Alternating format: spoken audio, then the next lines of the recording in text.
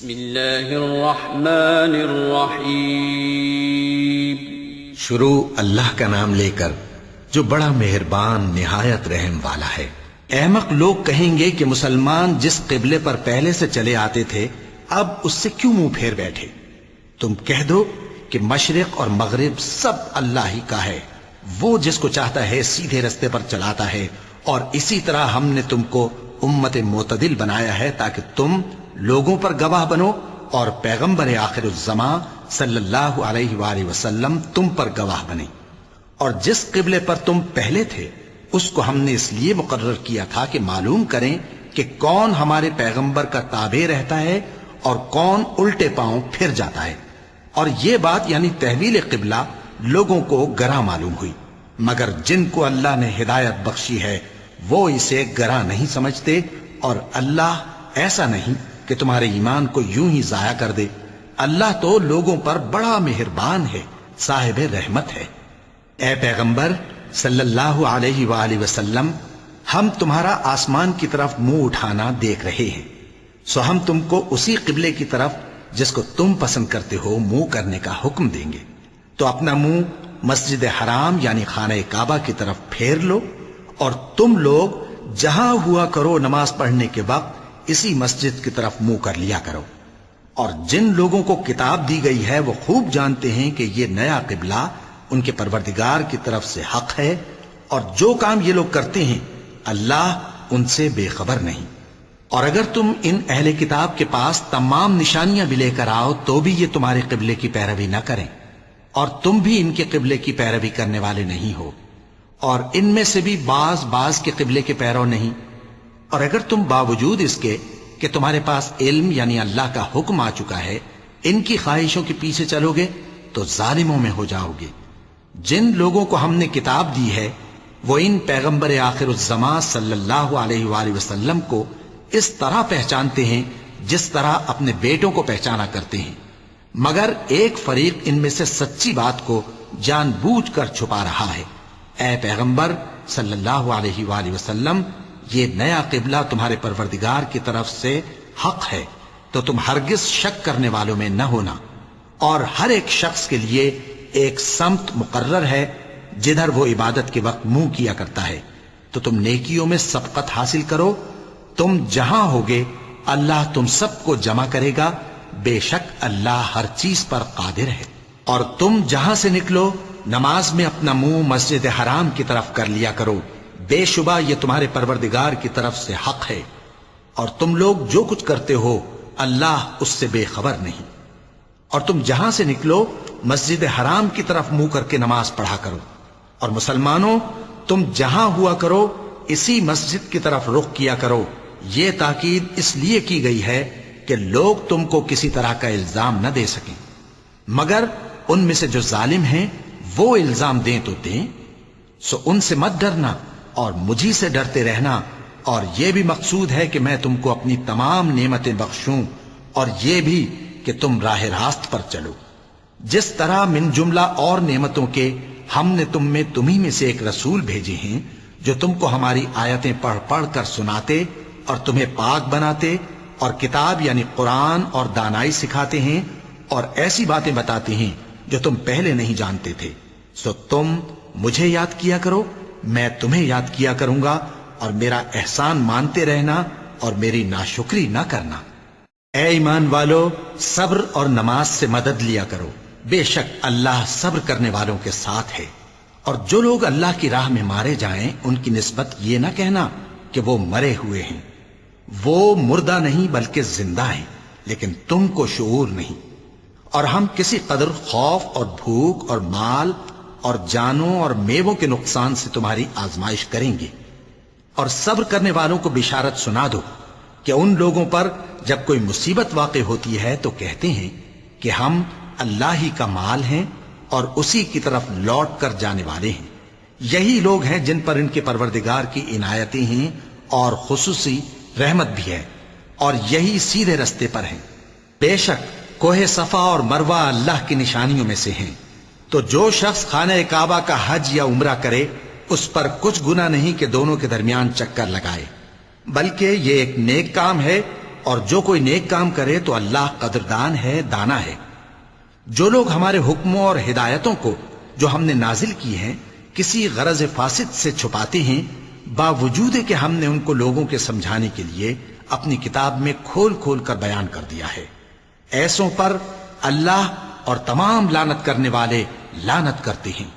ہاں، جو توبہ کرتے ہیں اور اپنی حالت درست کر لیتے ہیں اور احکام الہی کو صاف صاف بیان کر دیتے ہیں تو میں ان کے قصور معاف کر دیتا ہوں، اور میں بڑا معاف کرنے والا، بڑا مہربان ہوں۔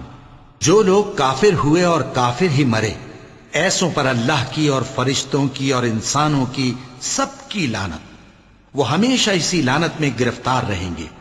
ان سے نہ تو عذاب ہلکا ہی کیا جائے گا اور نہ انہیں کچھ مہلت ملے گی۔ اور لوگوں، تمہارا معبود ایک ہی معبود ہے، اس بڑے مہربان اور رحم والے کے سوا کوئی عبادت کے لائق نہیں۔ بے شک آسمانوں اور زمین کے پیدا کرنے میں اور رات اور دن کے ایک دوسرے کے پیچھے آنے جانے میں اور کشتیوں اور جہازوں میں جو سمندر میں لوگوں کے فائدے کے لیے رواں ہیں، اور میں جس کو اللہ آسمان سے برساتا اور اس سے زمین کو اس کے مردہ ہو جانے کے بعد زندہ یعنی خشک ہو جانے کے بعد سرسبز کر دیتا ہے، اور زمین پر ہر قسم کے جانور پھیلانے میں اور ہواؤں کے چلانے میں اور بادلوں میں جو آسمان اور زمین کے درمیان گھرے رہتے ہیں، عقل مندوں کے لیے اللہ کی قدرت کی نشانیاں ہیں۔ اور بعض لوگ ایسے ہیں جو غیر اللہ کو اللہ کا شریک بناتے اور ان سے اللہ کی سی محبت کرتے ہیں، لیکن جو ایمان والے ہیں وہ تو اللہ ہی کے سب سے زیادہ دوستدار ہیں۔ اور اے کاش ظالم لوگ جو بات عذاب کے وقت دیکھیں گے اب دیکھ لیتے کہ سب طرح کی طاقت اللہ ہی کو ہے، اور یہ کہ اللہ سخت عذاب کرنے والا ہے۔ اس دن کفر کے پیشوا اپنے پیروں سے بیزاری ظاہر کریں گے اور دونوں عذاب الہی دیکھ لیں گے اور ان کے آپس کے تعلقات منقطع ہو جائیں گے۔ یہ حال دیکھ کر پیروی کرنے والے حسرت سے کہیں گے کہ اے کاش ہمیں پھر دنیا میں جانا نصیب ہو، تاکہ جس طرح یہ ہم سے بیزار ہو رہے ہیں اسی طرح ہم بھی ان سے بیزار ہوں۔ اس طرح اللہ ان کے اعمال حسرت بنا کر دکھائے گا اور وہ دوزخ سے نکل نہیں سکیں گے۔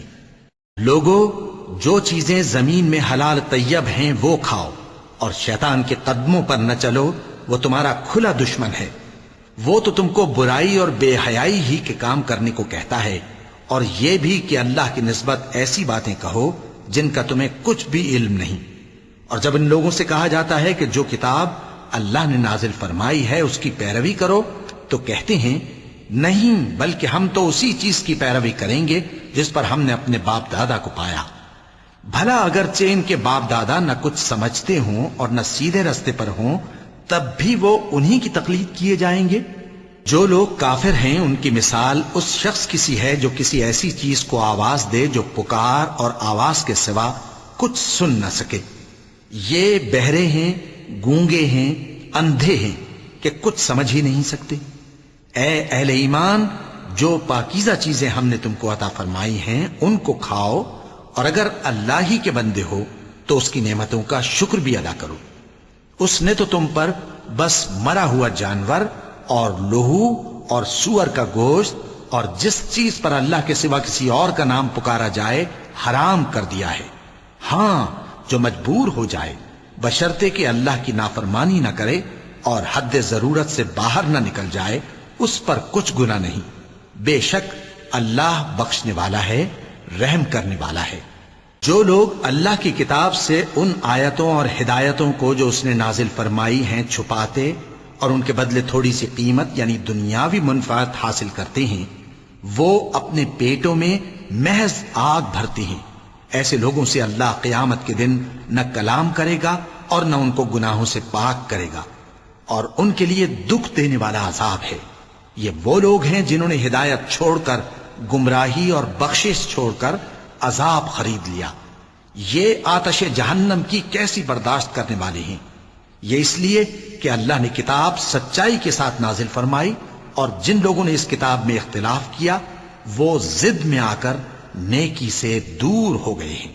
نیکی یہی نہیں کہ تم مشرق و مغرب کو قبلہ سمجھ کر ان کی طرف منہ کر لو، بلکہ نیکی یہ ہے کہ لوگ اللہ پر اور روز آخر پر اور فرشتوں پر اور اللہ کی کتاب پر اور پیغمبروں پر ایمان لائیں، اور مال باوجود عزیز رکھنے کے رشتہ داروں اور یتیموں اور محتاجوں اور مسافروں اور مانگنے والوں کو دیں، اور گردنوں کے چھڑانے میں خرچ کریں، اور نماز پڑھیں اور زکوٰۃ دیں، اور جب عہد کر لیں تو اس کو پورا کریں، اور سختی اور تکلیف میں اور جنگ کے وقت ثابت قدم رہیں۔ یہی لوگ ہیں جو ایمان میں سچے ہیں، اور یہی ہیں جو اللہ سے ڈرنے والے ہیں۔ مومنوں، تم کو مقتولوں کے بارے میں قصاص یعنی خون کے بدلے خون کا حکم دیا جاتا ہے، اس طرح پر کہ آزاد کے بدلے آزاد مارا جائے، اور غلام کے بدلے غلام، اور عورت کے بدلے عورت۔ اور اگر قاتل کو اس کے مقتول بھائی کے قصاص میں سے کچھ معاف کر دیا جائے تو وارث مقتول کو پسندیدہ طریق سے قرارداد کی پیروی یعنی مطالبہ خون بہا کرنا اور قاتل کو خوشخوئی کے ساتھ ادا کرنا چاہیے۔ یہ تمہارے پروردگار کی طرف سے تمہارے لیے آسانی اور مہربانی ہے۔ اب جو اس کے بعد زیادتی کرے اس کے لیے دکھ کا عذاب ہے۔ اور اے اہل عقل، حکم قصاص میں تمہاری زندگانی ہے کہ تم قتل و خونریزی سے بچو۔ تم پر فرض کیا جاتا ہے کہ جب تم میں سے کسی کو موت کا وقت آ جائے تو اگر وہ کچھ مال چھوڑ جانے والا ہو تو ماں باپ اور رشتہ داروں کے لیے دستور کے مطابق وصیت کر جائے۔ اللہ سے ڈرنے والوں پر یہ ایک حق ہے۔ پھر جو شخص وصیت کو سننے کے بعد اس کو بدل ڈالے تو اس کے بدلنے کا گناہ انہی لوگوں پر ہے جو اس کو بدلیں، اور بے شک اللہ سنتا جانتا ہے۔ اب اگر کسی کو وصیت کرنے والے کی طرف سے کسی وارث کی طرفداری یا حق تلفی کا اندیشہ ہو تو اگر وہ وصیت کو بدل کر وارثوں میں صلح کرا دے تو اس پر کچھ گناہ نہیں، بے شک اللہ بخشنے والا ہے، رحم والا ہے۔ مومنوں، تم پر روزے فرض کیے گئے ہیں جس طرح تم سے پہلے لوگوں پر فرض کیے گئے تھے تاکہ تم پرہیزگار بنو۔ روزوں کے دن گنتی کے چند روز ہیں، تو جو شخص تم میں سے بیمار ہو یا سفر میں ہو تو دوسرے دنوں میں روزوں کا شمار پورا کر لے۔ اور جو لوگ روزہ رکھنے کی طاقت رکھیں لیکن رکھیں نہیں، وہ روزے کے بدلے محتاج کو کھانا کھلا دیں۔ اور جو کوئی اپنی مرضی سے زیادہ نیکی کرے تو اس کے حق میں زیادہ اچھا ہے، اور اگر سمجھو تو روزہ رکھنا ہی تمہارے حق میں بہتر ہے۔ روزوں کا مہینہ رمضان کا مہینہ ہے جس میں قرآن اول نازل ہوا، جو لوگوں کا رہنما ہے اور جس میں ہدایت کی کھلی نشانیاں ہیں، اور جو حق و باطل کو الگ الگ کرنے والا ہے۔ تو جو کوئی تم میں سے اس مہینے میں موجود ہو چاہیے کہ پورے مہینے کے روزے رکھے، اور جو بیمار ہو یا سفر میں ہو تو دوسرے دنوں میں روزے رکھ کر ان کا شمار پورا کر لے۔ اللہ تمہارے حق میں آسانی چاہتا ہے اور سختی نہیں چاہتا، اور یہ آسانی کا حکم اس لیے دیا گیا ہے کہ تم روزوں کا شمار پورا کر لو، اور اس احسان کے بدلے کہ اللہ نے تم کو ہدایت بخشی ہے تم اس کو بزرگی سے یاد کرو اور اس کا شکر کرو۔ اور اے پیغمبر، جب تم سے میرے بندے میرے بارے میں دریافت کریں تو انہیں معلوم ہو کہ میں تو تمہارے پاس ہی ہوں۔ جب کوئی پکارنے والا مجھے پکارتا ہے تو میں اس کی دعا قبول کرتا ہوں، تو ان کو چاہیے کہ میرے حکموں کو مانیں اور مجھ پر ایمان رکھیں تاکہ نیک رستہ پائیں۔ روزوں کی راتوں میں تمہارے لیے اپنی عورتوں کے پاس جانا جائز کر دیا گیا ہے، وہ تمہاری پوشاک ہیں اور تم ان کی پوشاک ہو۔ اللہ کو معلوم ہے کہ تم ان کے پاس جانے سے اپنے حق میں خیانت کرتے تھے، سو اس نے تم پر مہربانی کی اور تمہاری حرکات سے درگزر فرمائی، تو اب تم کو اختیار ہے کہ ان سے مباشرت کرو۔ اور اللہ نے جو چیز تمہارے لیے لکھ رکھی ہے یعنی اولاد، اس کو اللہ سے طلب کرو اور کھاؤ اور پیو، یہاں تک کہ صبح کی سفید دھاری رات کی سیاہ دھاری سے الگ نظر آنے لگے۔ پھر روزہ رکھ کر رات تک پورا کرو، اور جب تم مسجدوں میں اعتکاف بیٹھتے ہو تو ان سے مباشرت نہ کرو، یہ اللہ کی حدیں ہیں، ان کے پاس نہ جانا۔ اسی طرح اللہ اپنی آیتیں لوگوں کے سمجھانے کے لیے کھول کھول کر بیان فرماتا ہے تاکہ وہ پرہیزگار بنے۔ اور آپس میں ایک دوسرے کا مال ناحق نہ کھاؤ، اور نہ اس کو رشوتاً حاکموں کے پاس پہنچاؤ تاکہ لوگوں کے مال کا کچھ حصہ ناجائز طور پر کھا جاؤ، اور اسے تم جانتے بھی ہو۔ اے پیغمبر، لوگ تم سے نئے چاند کے بارے میں دریافت کرتے ہیں کہ گھٹتا بڑھتا کیوں ہے۔ کہہ دو کہ وہ لوگوں کے کاموں کی میعادیں اور حج کے وقت معلوم ہونے کا ذریعہ ہے، اور نیکی اس بات میں نہیں کہ احرام کی حالت میں گھروں میں ان کے پچھواڑے کی طرف سے آؤ، بلکہ نیکوکار وہ ہے جو پرہیزگار ہو، اور گھروں میں ان کے دروازوں سے آیا کرو، اور اللہ سے ڈرتے رہو تاکہ کامیاب ہو جاؤ۔ اور جو لوگ تم سے لڑتے ہیں تم بھی اللہ کی راہ میں ان سے لڑو، مگر زیادتی نہ کرنا، کہ اللہ زیادتی کرنے والوں کو دوست نہیں رکھتا۔ اور ان کو جہاں پاؤ قتل کر دو، اور جہاں سے انہوں نے تم کو نکالا ہے یعنی مکے سے، وہاں سے تم بھی ان کو نکال دو۔ اور دین سے گمراہ کرنے کا فساد قتل و خونریزی سے کہیں بڑھ کر ہے۔ اور جب تک وہ تم سے مسجد حرام یعنی خانہ کعبہ کے پاس نہ لڑیں تم بھی وہاں ان سے نہ لڑنا۔ ہاں اگر وہ تم سے لڑیں تو تم ان کو قتل کر ڈالو، کافروں کی یہی سزا ہے۔ پھر اگر وہ باز آ جائیں تو اللہ بخشنے والا ہے، رحم کرنے والا ہے۔ اور ان سے اس وقت تک لڑتے رہنا کہ فساد نابود ہو جائے اور ملک میں اللہ ہی کا دین غالب ہو جائے۔ پھر اگر وہ فساد سے باز آ جائیں تو ظالموں کے سوا کسی پر زیادتی نہیں کرنی چاہیے۔ ادب کا مہینہ ادب کے مہینے کے مقابل ہے، اور ادب کی چیزیں ایک دوسرے کا بدلہ ہیں۔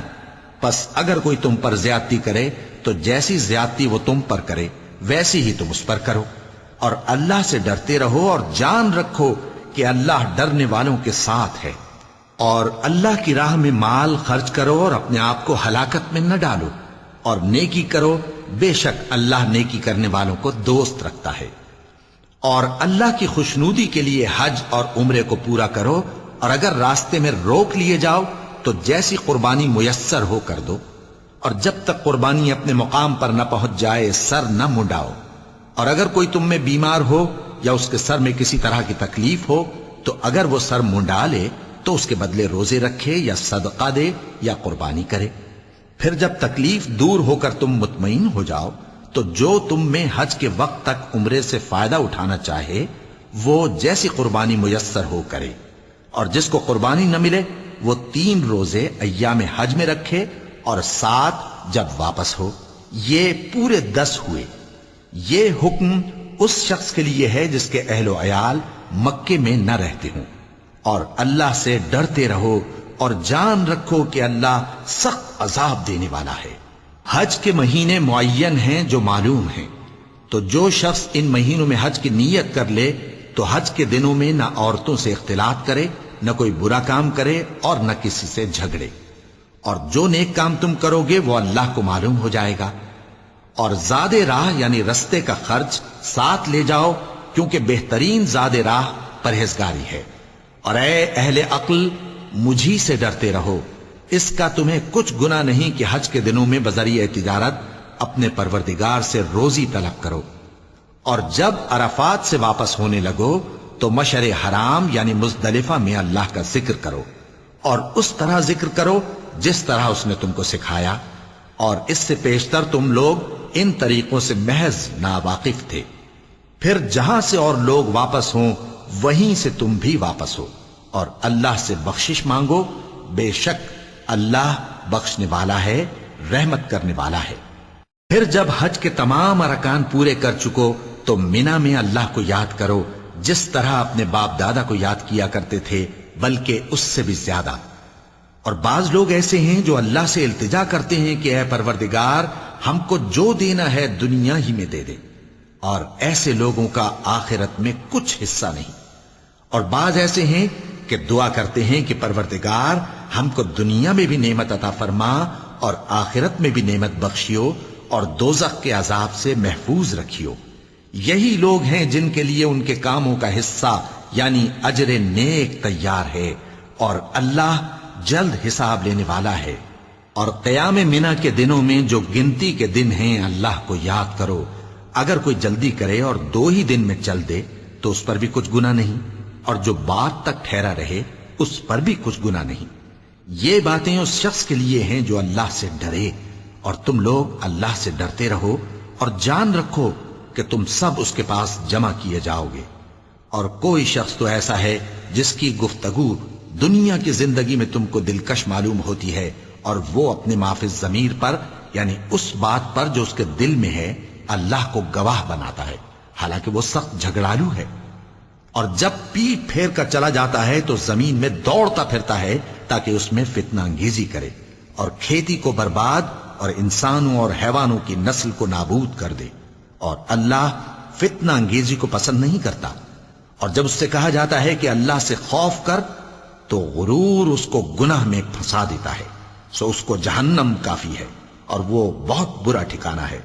اور کوئی شخص ایسا ہے کہ اللہ کی خوشنودی حاصل کرنے کے لیے اپنی جان بیچ ڈالتا ہے، اور اللہ بندوں پر بہت مہربان ہے۔ مومنو، اسلام میں پورے داخل ہو جاؤ اور شیطان کے پیچھے نہ چلو، وہ تو تمہارا کھلا دشمن ہے۔ پھر اگر تم احکام روشن پہنچ جانے کے بعد لڑکھڑا جاؤ تو جان رکھو کہ اللہ غالب ہے، حکمت والا ہے۔ کیا یہ لوگ اسی بات کے منتظر ہیں کہ ان پر اللہ کا عذاب بادل کے سائبانوں میں نازل ہو اور فرشتے بھی اتر آئیں اور کام تمام کر دیا جائے؟ اور سب کاموں کا رجوع اللہ ہی کی طرف ہے۔ اے پیغمبر، بنی اسرائیل سے پوچھو کہ ہم نے ان کو کتنی کھلی نشانیاں دیں، اور جو شخص اللہ کی نعمت کو اپنے پاس آنے کے بعد بدل دے تو اللہ سخت عذاب کرنے والا ہے۔ اور جو کافر ہیں ان کے لیے دنیا کی زندگی خوشنما کر دی گئی ہے اور وہ مومنوں سے تمسخر کرتی ہیں، لیکن جو پرہیزگار ہیں وہ قیامت کے دن ان سے اوپر ہوں گے، اور اللہ جس کو چاہتا ہے بے حساب رزق دیتا ہے۔ پہلے تو سب لوگوں کا ایک ہی مذہب تھا، لیکن وہ آپس میں اختلاف کرنے لگے تو اللہ نے ان کی طرف بشارت دینے والے اور ڈر سنانے والے پیغمبر بھیجے اور ان پر سچائی کے ساتھ کتابیں نازل کی تاکہ جن امور میں لوگ اختلاف کرتے تھے ان کا ان میں فیصلہ کر دے۔ اور اس میں اختلاف بھی انہی لوگوں نے کیا جن کو کتاب دی گئی تھی، باوجود کہ ان کے پاس کھلے ہوئے احکام آ چکے تھے، اور یہ اختلاف انہوں نے صرف آپس کی ضد سے کیا۔ تو جس امر حق میں وہ اختلاف کرتے تھے اللہ نے اپنی مہربانی سے مومنوں کو اس کی راہ دکھا دی، اور اللہ جس کو چاہتا ہے سیدھا رستہ دکھا دیتا ہے۔ کیا تم یہ خیال کرتے ہو کہ یوں ہی بہشت میں داخل ہو جاؤ گے، اور ابھی تم کو پہلے لوگوں کی سی مشکلیں تو پیش آئی ہی نہیں؟ ان کو بڑی بڑی سختیاں اور تکلیفیں پہنچیں اور وہ صعوبتوں میں ہلا ہلا دیے گئے، یہاں تک کہ پیغمبر اور مومن لوگ جو ان کے ساتھ تھے سب پکار اٹھے کہ کب اللہ کی مدد آئے گی۔ دیکھو اللہ کی مدد ان قریب آیا چاہتی ہے۔ اے نبی، لوگ تم سے پوچھتے ہیں کہ اللہ کی راہ میں کس طرح کا مال خرچ کریں۔ کہہ دو کہ جو چاہو خرچ کرو، لیکن جو مال خرچ کرنا چاہو وہ درجہ بدرجہ اہل استحقاق یعنی ماں باپ کو اور قریب کے رشتہ داروں کو اور یتیموں کو اور محتاجوں کو اور مسافروں کو سب کو دو، اور جو بھلائی تم کرو گے اللہ اس کو جانتا ہے۔ مسلمانوں، تم پر اللہ کے رستے میں لڑنا فرض کر دیا گیا ہے، اور وہ تمہیں ناگوار تو ہوگا، مگر عجب نہیں کہ ایک چیز تم کو بری لگے اور وہ تمہارے حق میں بھلی ہو، اور عجب نہیں کہ ایک چیز تم کو بھلی لگے اور وہ تمہارے لیے مضر ہو، اور ان باتوں کو اللہ ہی بہتر جانتا ہے اور تم نہیں جانتے۔ اے پیغمبر، لوگ تم سے عزت والے مہینوں میں لڑائی کرنے کے بارے میں دریافت کرتے ہیں، کہہ دو کہ ان میں لڑنا بڑا گناہ ہے، اور اللہ کی راہ سے روکنا اور اس سے کفر کرنا اور مسجد حرام یعنی خانہ کعبہ میں جانے سے بند کرنا اور اہل مسجد کو اس میں سے نکال دینا جو یہ کفار کرتے ہیں، اللہ کے نزدیک اس سے بھی زیادہ گناہ ہے، اور فتنہ انگیزی خونریزی سے بھی بڑھ کر ہے۔ اور یہ لوگ ہمیشہ تم سے لڑتے رہیں گے، یہاں تک کہ اگر مقدور رکھیں تو تم کو تمہارے دین سے پھیر دیں، اور جو کوئی تم میں سے اپنے دین سے پھر کر کافر ہو جائے گا اور کافر ہی مرے گا تو ایسے لوگوں کے اعمال دنیا اور آخرت دونوں میں برباد ہو جائیں گے، اور یہی لوگ دوزخ میں جانے والے ہیں جس میں ہمیشہ رہیں گے۔ جو لوگ ایمان لائے اور اللہ کے لیے وطن چھوڑ گئے اور کفار سے جنگ کرتے رہے وہی اللہ کی رحمت کے امیدوار ہیں، اور اللہ بخشنے والا ہے، رحمت کرنے والا ہے۔ اے پیغمبر، لوگ تم سے شراب اور جوئے کا حکم دریافت کرتے ہیں، کہہ دو کہ ان میں گناہ بڑے ہیں اور لوگوں کے لیے کچھ فائدے بھی ہیں، مگر ان کے گناہ فائدوں سے کہیں زیادہ ہیں۔ اور یہ بھی تم سے پوچھتے ہیں کہ اللہ کی راہ میں کون سا مال خرچ کریں، کہہ دو کہ جو ضرورت سے زیادہ ہو۔ اس طرح اللہ تمہارے لیے اپنے احکام کھول کھول کر بیان فرماتا ہے تاکہ تم سوچو یعنی دنیا اور آخرت کی باتوں میں غور کرو، اور تم سے یتیموں کے بارے میں بھی دریافت کرتے ہیں، کہہ دو کہ ان کی حالت کی اصلاح بہت اچھا کام ہے، اور اگر تم ان سے مل جل کر رہنا یعنی خرچ اکٹھا رکھنا چاہو تو وہ تمہارے بھائی ہیں، اور اللہ خوب جانتا ہے کہ خرابی کرنے والا کون ہے اور اصلاح کرنے والا کون۔ اور اگر اللہ چاہتا تو تم کو تکلیف میں ڈال دیتا، بے شک اللہ غالب ہے، حکمت والا ہے۔ اور مومنوں، مشرک عورتوں سے جب تک وہ ایمان نہ لائیں نکاح نہ کرنا، کیونکہ مشرک عورت خواہ تم کو کیسی ہی بھلی لگے اس سے مومن لونڈی بہتر ہے، اور اسی طرح مشرک مرد جب تک ایمان نہ لائیں مومن عورتوں کو ان کی زوجیت میں نہ دینا، کیونکہ مشرک مرد سے خواہ وہ تم کو کیسا ہی بھلا لگے مومن غلام بہتر ہے۔ یہ مشرک لوگوں کو دوزخ کی طرف بلاتے ہیں، اور اللہ اپنی مہربانی سے بہشت اور بخشش کی طرف بلاتا ہے، اور اپنے حکم لوگوں سے کھول کھول کر بیان کرتا ہے تاکہ نصیحت حاصل کریں۔ اور تم سے حیض کے بارے میں دریافت کرتے ہیں، کہہ دو وہ تو نجاست ہے، سو ایام حیض میں عورتوں سے کنارہ کش رہو، اور جب تک وہ پاک نہ ہو جائیں ان سے مقاربت نہ کرو۔ ہاں، جب وہ پاک ہو جائیں تو جس طریق سے اللہ نے تمہیں ارشاد فرمایا ہے ان کے پاس جاؤ، کچھ شک نہیں کہ اللہ توبہ کرنے والوں اور پاک صاف رہنے والوں کو دوست رکھتا ہے۔ تمہاری عورتیں تمہاری کھیتی ہیں، تو اپنی کھیتی میں جس طرح چاہو جاؤ، اور اپنے لیے نیک عمل آگے بھیجو، اور اللہ سے ڈرتے رہو، اور جان رکھو کہ ایک دن تمہیں اس کے روبرو حاضر ہونا ہے۔ اور اے پیغمبر، ایمان والوں کو بشارت سنا دو، اور اللہ کے نام کو اس بات کا ہیلہ نہ بنانا کہ اس کی قسمیں کھا کھا کر سلوک کرنے اور پرہیزگاری کرنے اور لوگوں میں صلح و سازگاری کرانے سے رک جاؤ، اور اللہ سب کچھ سنتا ہے، جانتا ہے۔ اللہ تمہاری لغو قسموں پر تم سے مواخذہ نہیں کرے گا، لیکن جو قسمیں تم قصد دلی سے کھاؤ گے ان پر مواخذہ کرے گا، اور اللہ بخشنے والا ہے، بردبار ہے۔ جو لوگ اپنی عورتوں کے پاس جانے کی قسم کھا لیں ان کو 4 مہینے تک انتظار کرنا چاہیے۔ اگر اس عرصے میں قسم سے رجوع کر لیں تو اللہ بخشنے والا ہے، مہربان ہے۔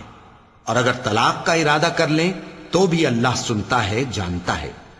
اور طلاق والی عورتیں 3 حیض تک اپنے تئیں روکے رہیں، اور اگر وہ اللہ اور روز قیامت پر ایمان رکھتی ہیں تو ان کو جائز نہیں کہ اللہ نے جو کچھ ان کے شکم میں پیدا کیا ہے اس کو چھپائیں۔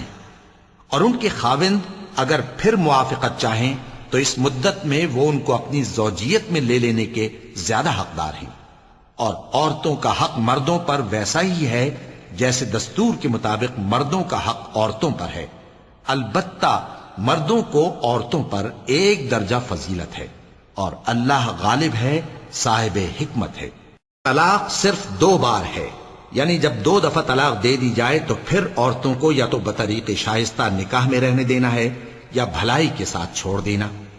اور یہ جائز نہیں کہ جو مہر تم ان کو دے چکے ہو اس میں سے کچھ واپس لے لو۔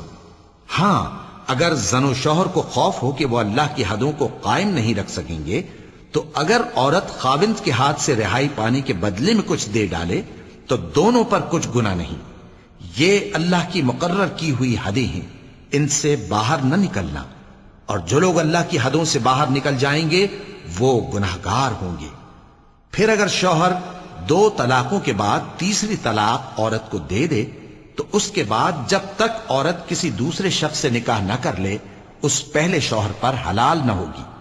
ہاں، اگر دوسرا خاوند بھی طلاق دے دے اور عورت اور پہلا خاوند پھر ایک دوسرے کی طرف رجوع کر لیں تو ان پر کچھ گناہ نہیں، بشرطے کہ دونوں یقین کریں کہ اللہ کی حدوں کو قائم رکھ سکیں گے، اور یہ اللہ کی حدیں ہیں، ان کو وہ ان لوگوں کے لیے بیان فرماتا ہے جو علم رکھتے ہیں۔ اور جب تم عورتوں کو 2 دفعہ طلاق دے چکو اور ان کی عدت پوری ہو جائے تو انہیں یا تو حسن سلوک سے نکاح میں رہنے دو یا بطریق شائستہ رخصت کر دو، اور اس نیت سے ان کو نکاح میں نہ رہنے دینا چاہیے کہ انہیں تکلیف دو اور ان پر زیادتی کرو، اور جو ایسا کرے گا وہ اپنا ہی نقصان کرے گا۔ اور اللہ کے احکام کو ہنسی اور کھیل نہ بناؤ، اور اللہ نے تم کو جو نعمتیں بخشی ہیں اور تم پر جو کتاب اور دانائی کی باتیں نازل کی ہیں جن سے وہ تمہیں نصیحت فرماتا ہے ان کو یاد کرو، اور اللہ سے ڈرتے رہو، اور جان رکھو کہ اللہ ہر چیز سے واقف ہے۔ اور جب تم عورتوں کو طلاق دے چکو اور ان کی عدت پوری ہو جائے تو ان کو اپنے شوہروں کے ساتھ جب وہ آپس میں جائز طور پر راضی ہو جائیں نکاح کرنے سے مت روکو۔ اس حکم سے اس شخص کو نصیحت کی جاتی ہے جو تم میں اللہ اور روز آخر پر یقین رکھتا ہے۔ یہ تمہارے لیے نہایت خوب اور بہت پاکیزگی کی بات ہے، اور اللہ جانتا ہے اور تم نہیں جانتے۔ اور مائیں اپنے بچوں کو پورے 2 سال دودھ پلائیں، یہ حکم اس شخص کے لیے ہے جو پوری مدت تک دودھ پلوانا چاہے، اور دودھ پلانے والی ماؤں کا کھانا اور کپڑا دستور کے مطابق باپ کے ذمے ہوگا۔ کسی شخص کو اس کی طاقت سے زیادہ تکلیف نہیں دی جاتی، تو یاد رکھو کہ نہ تو ماں کو اس کے بچے کے سبب نقصان پہنچایا جائے اور نہ باپ کو اس کی اولاد کی وجہ سے نقصان پہنچایا جائے، اور اسی طرح نان و نفقہ بچے کے وارث کے ذمے ہے۔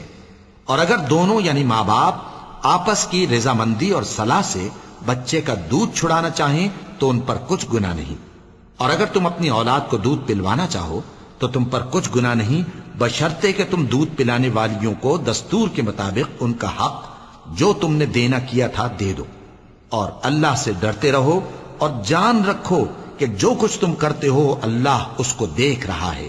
اور جو لوگ تم میں سے مر جائیں اور عورتیں چھوڑ جائیں تو وہ عورتیں 4 مہینے اور 10 دن اپنے آپ کو روکے رہیں، اور جب یہ عدت پوری کر چکیں اور اپنے حق میں پسندیدہ کام یعنی نکاح کر لیں تو تم پر کچھ گناہ نہیں، اور اللہ تمہارے سب کاموں سے واقف ہے۔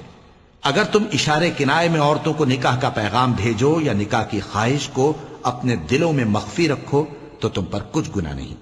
اللہ کو معلوم ہے کہ تم ان سے نکاح کا ذکر کرو گے، مگر ایام عدت میں اس کے سوا کے دستور کے مطابق کوئی بات کہہ دو، پوشیدہ طور پر ان سے قول و قرار نہ کرنا، اور جب تک عدت پوری نہ ہو لے نکاح کا پختہ ارادہ نہ کرنا۔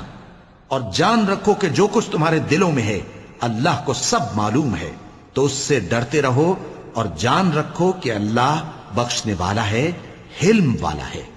اور اگر تم عورتوں کو ان کے پاس جانے یا ان کا مہر مقرر کرنے سے پہلے طلاق دے دو تو تم پر کچھ گناہ نہیں، ہاں ان کو دستور کے مطابق کچھ خرچ ضرور دو، یعنی مقدور والا اپنے مقدور کے مطابق دے اور تنگ دست اپنی حیثیت کے مطابق۔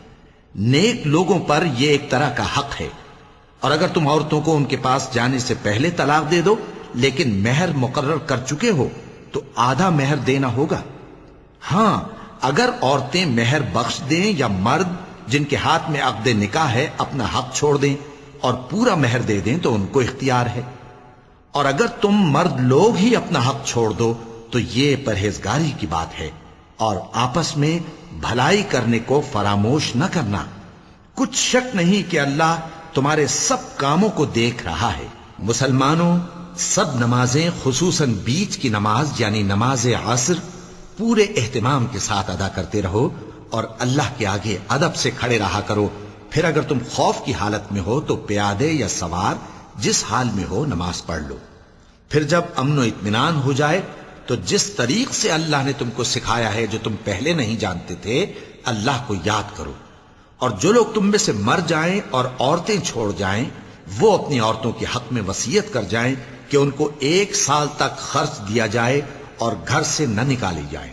ہاں اگر وہ خود گھر سے چلی جائیں اور اپنے حق میں پسندیدہ کام یعنی نکاح کر لیں تو تم پر کچھ گناہ نہیں، اور اللہ زبردست ہے، حکمت والا ہے۔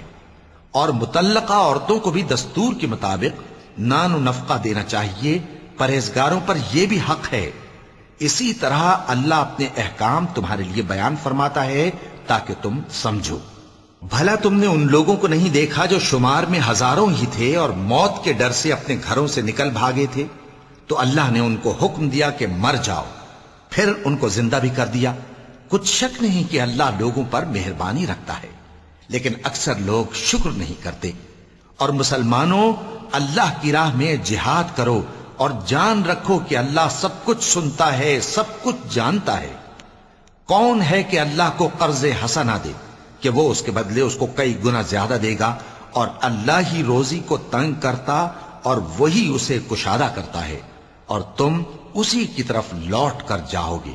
بھلا تم نے بنی اسرائیل کی ایک جماعت کو نہیں دیکھا جس نے موسیٰ کے بعد اپنے پیغمبر سے کہا کہ آپ ہمارے لیے ایک بادشاہ مقرر کر دیں تاکہ ہم اللہ کی راہ میں جہاد کریں؟ پیغمبر نے کہا کہ اگر تم کو جہاد کا حکم دیا جائے تو ایسا تو نہیں کہ لڑنے سے پہلو تہی کرو۔ وہ کہنے لگے کہ ہم اللہ کی راہ میں کیوں نہ لڑیں گے جبکہ ہم وطن سے خارج اور بال بچوں سے جدا کر دیے گئے۔ پھر جب ان کو جہاد کا حکم دیا گیا تو چند اشخاص کے سوا سب پھر گئے، اور اللہ ظالموں سے خوب واقف ہے۔ اور پیغمبر نے ان سے یہ بھی کہا کہ اللہ نے تم پر طالوت کو بادشاہ مقرر فرمایا ہے۔ وہ بولے کہ اسے ہم پر بادشاہی کا حق کیوں کر ہو سکتا ہے؟